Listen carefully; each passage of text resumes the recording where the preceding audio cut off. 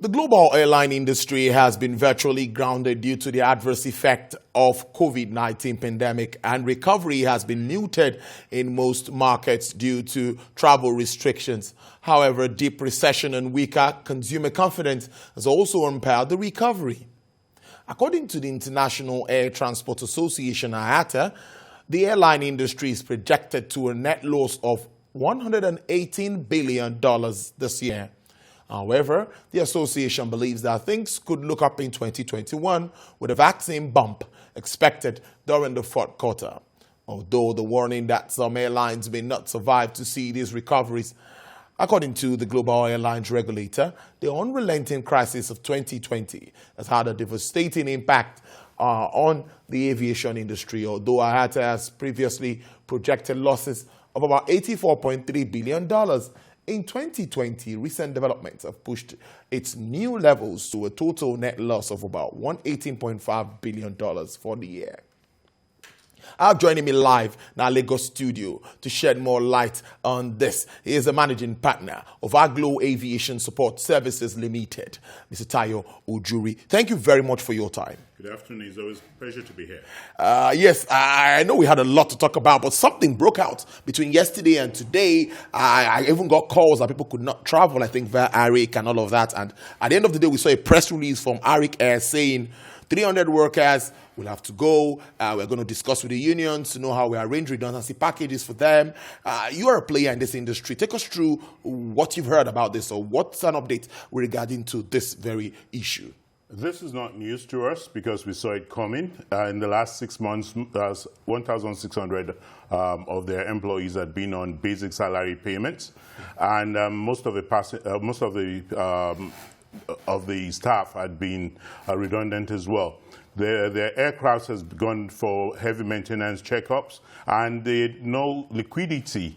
The cash levels are really low because domestic passenger traffic just started on June 8th, and that actually picked up a little bit, but we've seen a slow a drop in that passenger traffic. So we've seen lots of pent-up demand went up, then went very low afterwards, and now there's no traffic. And with the traffic, we have other factors, the economic factors. People are not traveling. Then the purchasing power is low. Over and beyond that, the dollar is high, and 60 to 80% of the cost of operations for the airlines, from training to maintenance to Jet A1 purchase, is dollarized. So it affects the cost of operations, and they're not able to survive it. So what's the way forward?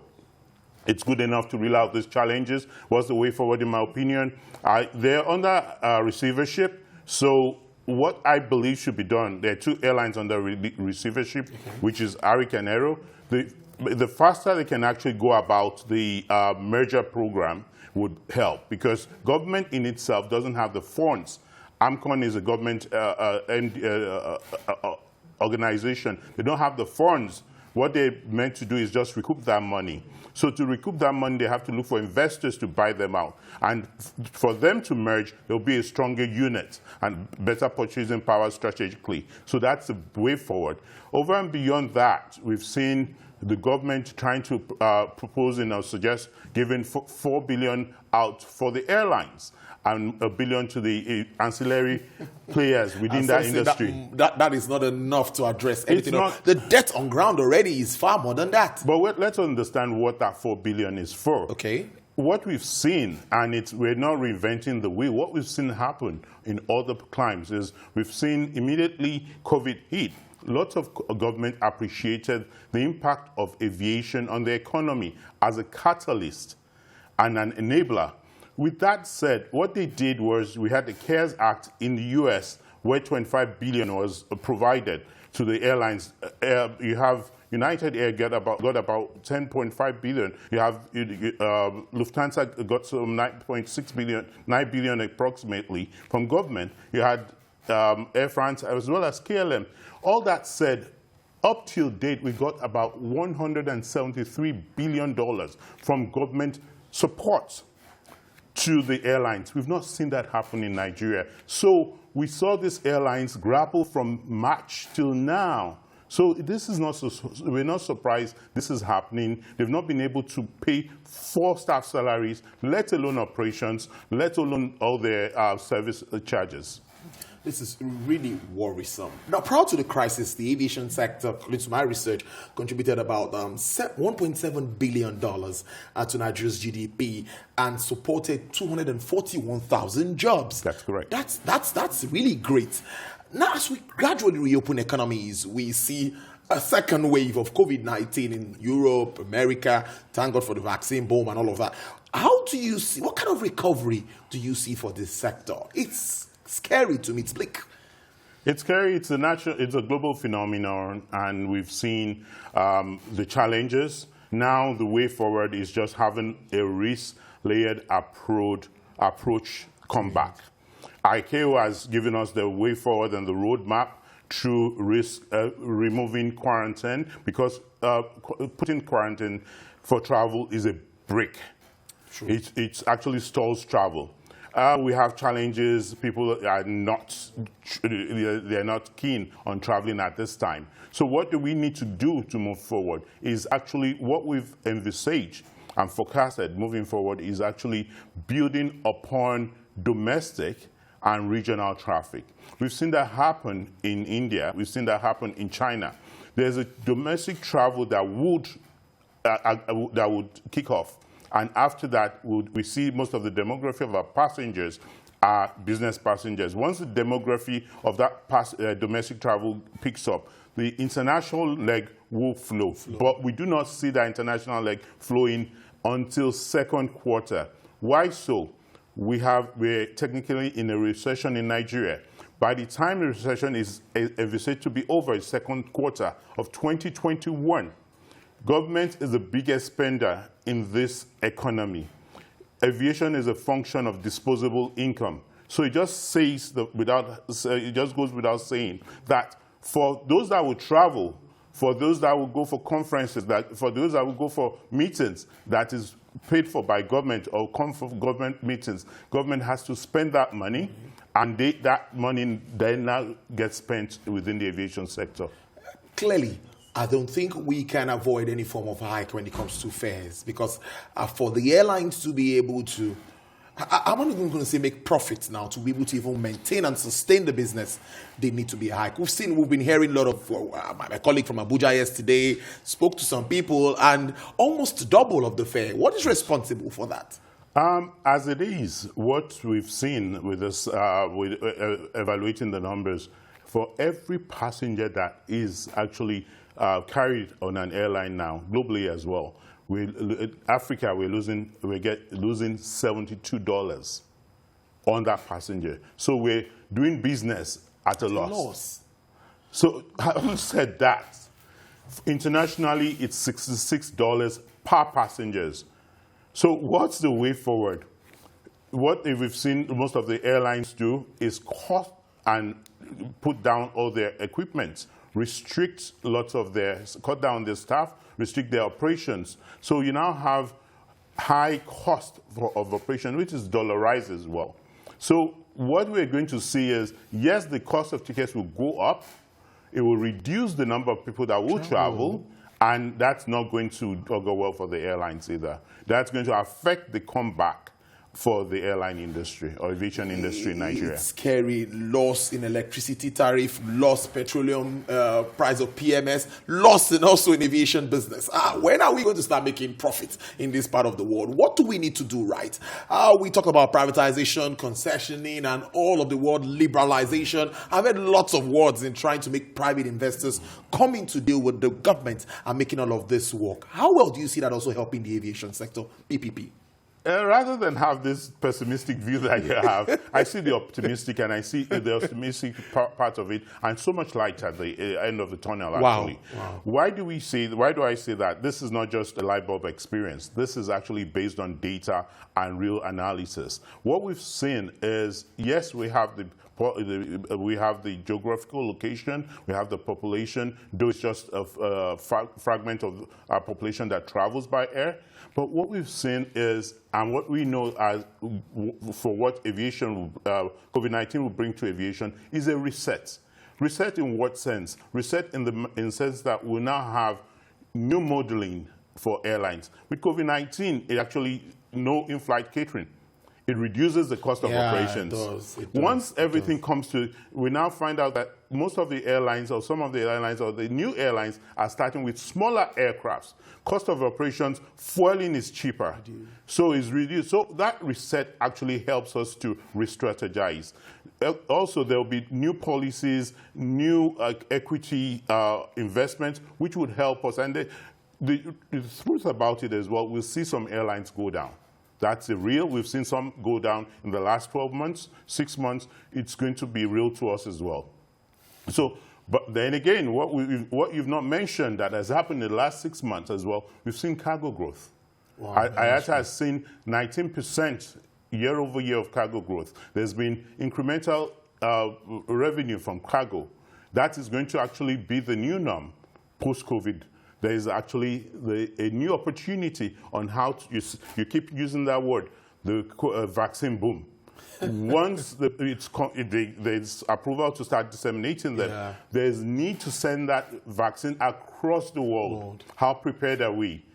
IATA has said we need about 8,000 747s to move the vaccines across the world. So that's the role of aviation. That's the role of cargo. We need to, agriculture is the forefront of our economy, as we're projecting it. We need to move these agricultural products from state to state. So those are the opportunities post-COVID. I actually thought of that before this interview, non-oil exports and the effects on the aviation sector. You've actually talked on that. The same IATA is still saying that we're going to lose revenue, not just Africa, not just Nigeria, just Africa. It's a global thing. And we touched on the $5 billion bailout fund, which is 4-1, like you explained. But you said something that what's that $4 billion? What's it meant for? What's it going to address in all of this? Let's be clear. Prior to COVID, most of the Nigerian airlines had underlying financial issues.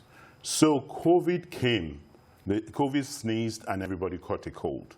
Now with this cold, it became more than a cold and it became an emergency. With the emergency, they needed first aid. The first aid did not come in good time.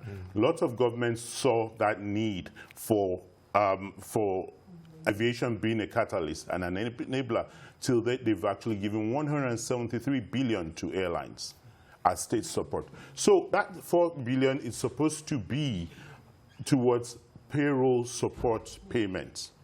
Because 4 billion is not a lot, billion naira is not a lot in aviation. It's not. It wouldn't even cost, there's a lease, there's the operations, there's the insurance, there's the maintenance cost. That would not cover for one of the major airlines in this sector. So what needs to be done and what it is being earmarked for is for the payroll support palliative. Okay, so like the MSME survival funds exactly. and all of that. So that's going to help the airlines survive. That's going to help people go to the market because aviation actually has a direct, indirect, and catalytic impact within the economy. You pay somebody, you pay some other person, and gets another service. So that's what it's supposed to be done. Now, moving forward, how has this been disbursed is not yet been disbursed yet. When will it be disbursed? We don't have the modalities yet. The longer it's taking for us to do this, the longer it will be, the worse it will be for the airlines. Because if they're able to pay the staff and they're going to keep the staff for operations before it picks up, but before they re-strategize, that will help them weather post-COVID. No, we need laws. We need appropriate laws, just like the petroleum sector. We're talking about PIB, God knows when. And now we're also looking at aviation laws and some bills that are being looked out by the House. I read through it, and even Labour is already picking holes in all of this. Can you take us through some of this, and what are the positives therein? The laws, well, there's the first one which resides with the Nigerian Civil Aviation Authority. That's the authority within aviation. They dictate and we follow the regulation, the standardization, standard operating procedures they set. And they're actually reviewing that. to ensure that it's in line with the best international practice. Well said. What we're prior to now, we've had security challenges, but 2020 has actually brought up public health challenges. With public health challenges, how dynamic are our laws, how dynamic are trainings, how dynamic are processes within this circumstances? Yes, we actually were a signatory to ICAO, but we now domesticate that law to actually suit our processes here. So that's been updated to ensure that we're in line with best international practices. And that's for Nigerian Civil Aviation Authority. That's just in a nutshell.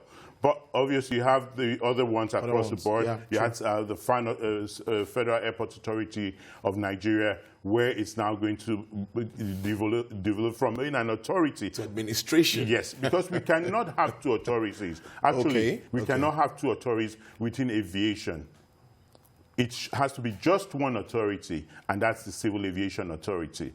So FAN being an authority is a no-no. So that's one of the reasons. But obviously, is actually now to position them, or the administration, or the organization, to be commercially viable and to be in line with the proposed concessioning plan of the federal government. So that's part of the processes. The same goes for NIMET, Nigerian Meteorological Agency, where they're trying to actually position. Now, aviation is not the only user of weather services. You have the oil and gas service, you have agricultural services, you have actually everybody needs the weather. True. Even construction, insurance sector need the weather. So it's been able to ensure that they provide the weather across board and being able to serve other people. Just before we let go of that topic, there's the Accident Investigation Bureau, which is now going to be reformed. AIB. Yes, from being Accident Investigation Bureau to the Safety Board, whereby it's across safety and accident investigation across the transport sector, the rail, the maritime, and the road, rather than just air. Let's round up on this note. As we move on, yes, everyone has talked about recovery, and we keep talking about recovery. What you said, second quarter 2021, we are in recession.